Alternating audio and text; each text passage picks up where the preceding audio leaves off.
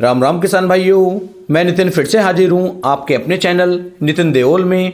किसान भाइयों, आज हम बात करेंगे सरसों की बुआई से लेके सरसों की कटाई तक एक संपूर्ण जानकारी की ये वीडियो मैं आपके लिए लेकर के आया हूँ। इस वीडियो के अंदर सरसों की बुआई के लिए हमें कितने तापमान की आवश्यकता पड़ती है, मिट्टी कैसी चाहिए, बुआई किस समय से किस समय तक करनी चाहिए, बीज दर कितनी है, कौन से फंगीसाइड का कौन से कीटनाशक का हमें उपयोग करना है और कौन कौन से खाद हमें कितनी कितनी मात्रा में देने हैं, और जो पानी की आवश्यकता हमें पड़े, जो हमें सिंचाइयाँ करनी है वो हमें कितने कितने दिन पर करनी है, A to Z संपूर्ण जानकारी की वीडियो ये मैं आपके लिए लेकर के आया हूं। तो इस वीडियो को आप पूरा देखें जिससे कि आपको एक सही और अच्छी जानकारी मिल सके। तो बुआई से लेकर कटाई तक की A to Z संपूर्ण जानकारी की ये वीडियो आपके लिए चलने वाली है। तो चलिए शुरू करते हैं। सबसे पहले बात कर लेते हैं किसान भाइयों, सरसों की बुआई जो हमें करनी चाहिए कितने तापमान पर करनी चाहिए।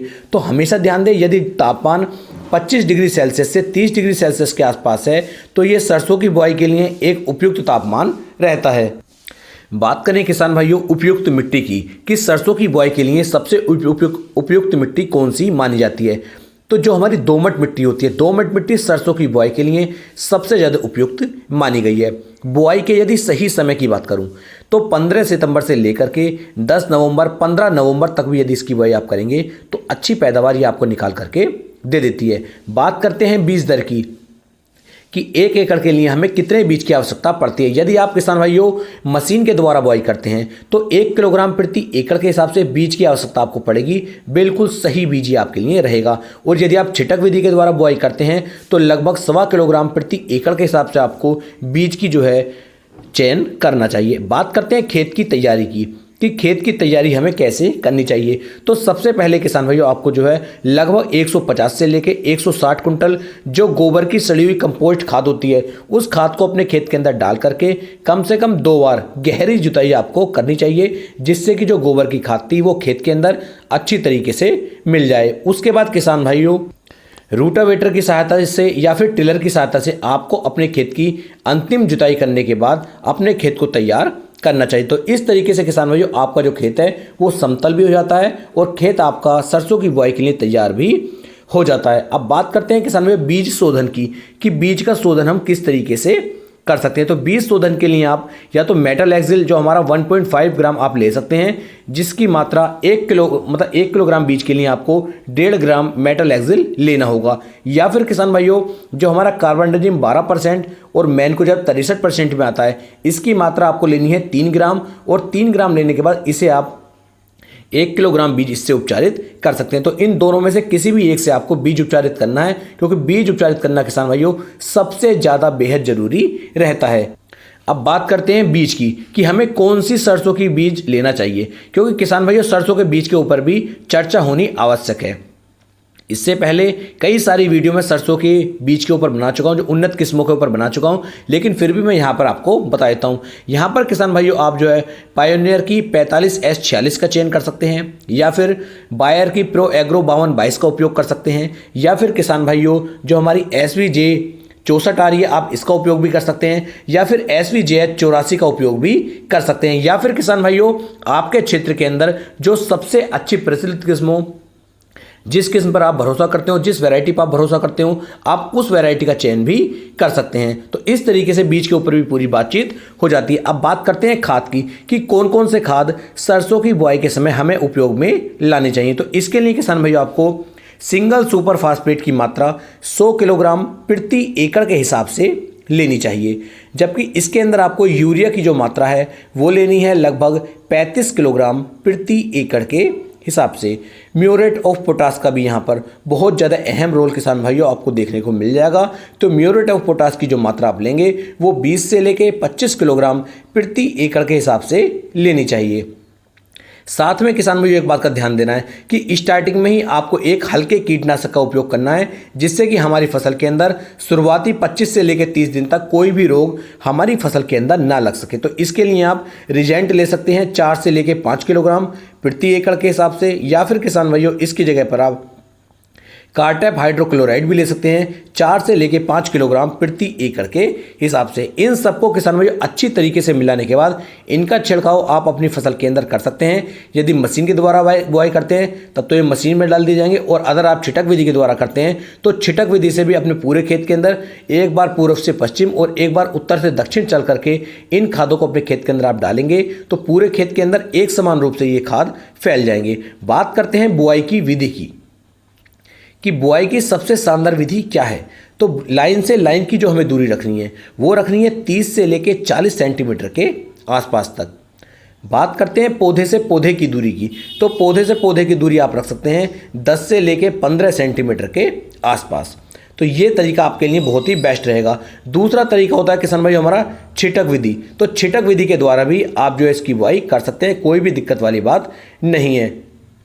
अगर आप छिटक विधि के द्वारा बुआई करते हैं तो आखिरी जुताई आपको फिर रूटावेटर से करनी होगी, जिससे कि जो बीज है वो अच्छी तरीके से मिट्टी के अंदर मिल जाए। तो इस तरीके से किसान भाइयों सरसों की बुआई की जाएगी। अब बात करते हैं खरपतवार के लिए कि अब हमारी फसल के अंदर खरपतवार उगने शुरू हो जाएंगे, तो इन खरपतवारों को कैसे रोकें।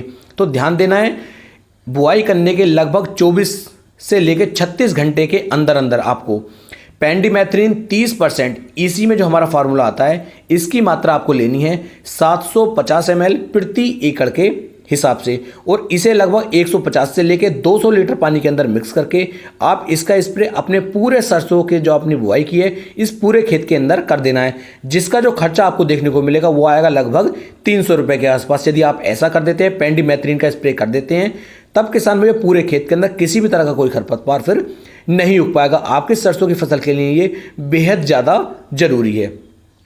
बात करते हैं किसान भैया अब सिंचाइयों की कि कितनी सिंचाइयाँ किस किस समय पर हमें करनी है। तो पहली जो सिंचाई हमें करनी है बुआई से लगभग 25 से लेकर 30 दिन पर आपको पहली सिंचाई करनी चाहिए।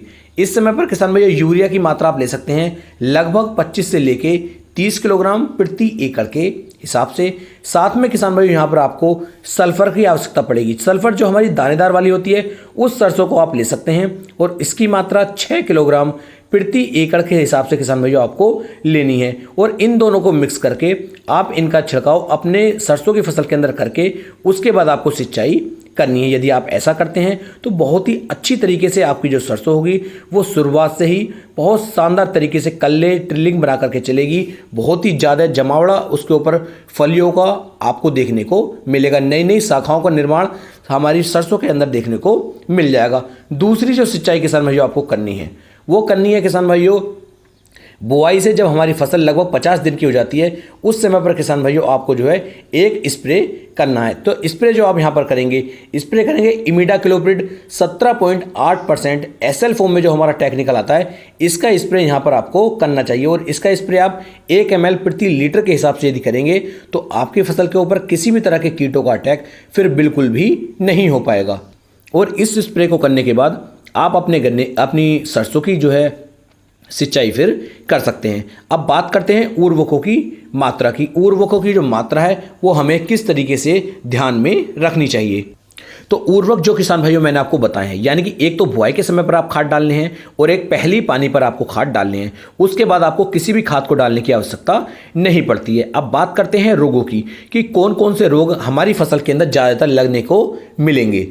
जो सरसों की फसल के लिए सबसे हानिकारक कीट है वो है किसान भाइयों मोइला या चैपा, जिसे हम एफिड भी कह सकते हैं। ये हमारे पूरे पौधे को ऊपर से गोंद देता है, इसे चिपका लेता है, जिससे कि जो हमारी फसल है फिर वो पैदावार नहीं दे पाती है। उस कंडीशन में आपको थायामेथोक्सम 25% WG जो हमारा टेक्निकल आता है इसकी मात्रा आपको 10 ग्राम प्रति 16 लीटर वाला जो हमारा टैंक होता है उसके अंदर डाल करके आपको इसका स्प्रे अपनी सरसों की फसल के ऊपर करना है। यानी कि 8 से लेकर 10 ग्राम की मात्रा आपको थायामेथोक्सम की ले लेनी है, और 15 से 16 लीटर वाले पंप के अंदर डाल करके आप इसका स्प्रे करेंगे तो शानदार पैदावार आपको निकाल करके देगा। इसके अलावा जो हमारी फसल के अंदर ज़्यादातर आपको देखने को मिलेगा सफ़ेद रोली का अटैक, अल्टरनेरिया का अटैक, डाउनी मिल्ड्यू का अटैक। यदि इनमें से किसी भी बीमारी की समस्या आपको लगती है, कोई भी फंगस आपकी फसल के अंदर आपको देखने को मिलती है, उस कंडीशन में किसान भाइयों आपको लगभग 3 से लेकर 4 ग्राम प्रति लीटर के हिसाब से जो हमारा प्रोपिनिव 70% WP टेक्निकल आता है, इस टेक्निकल को ले लेना है 3 से 4 ग्राम प्रति लीटर के हिसाब से, और इसका स्प्रे आप अपनी फसल के ऊपर करेंगे तो चाहे तो सफ़ेद रोली हो, अल्टरनेरिया हो या डाउनी मिल्ड्यू हो, सभी तरह की फंगस पर ये अच्छा कंट्रोल आपको निकाल करके देगा। तो इस तरीके से सभी तरह की फफूंद जनित बीमारी आप अपनी फसल के अंदर से ख़त्म कर पाएंगे। यदि फसल की बढ़वार अच्छी नहीं है तो आप सागरिका या बायोविटा या फिर इसाबियोन, इन तीनों में से किसी भी एक का आप उपयोग करके अपनी फसल की बढ़वार को अच्छी तरीके से बढ़ा भी सकते हैं और शानदार रिजल्ट किसान भाइयों निकाल सकते हैं। इसके बाद आपको ध्यान देना, जब आपकी जो फसल है लगभग